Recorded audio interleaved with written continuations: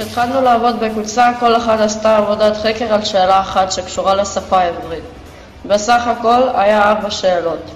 שאלה ראשונה, מה הייתה השפעתו של אליעזר בן יהודה לשפה העברית? שאלה שלישית, איך העליות השפיעו על הסלנג העברי? ושאלה אחרונה, מהי תרומתו של אליעזר בן יהודה לשפה העברית? אחרי זה כל אחת עשתה עבודה אישית על עבודת חקר, ואז חיברנו את כל העבודות ביחד ואת כל העבודות שלנו, ואז עשינו מצגת עם הקבוצה.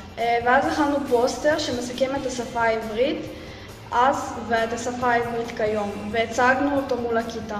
לאחר מכן ראיינו את יהודה ושאלנו אותו את 4 השאלות החקר שלנו בנושא השפה העברית, וקיבלנו תשובות מעניינות. אחר כך הכנו פוסטר שמסכם את השפה העברית אז ואת השפה העברית כיום, והצגנו אותו מול הכיתה.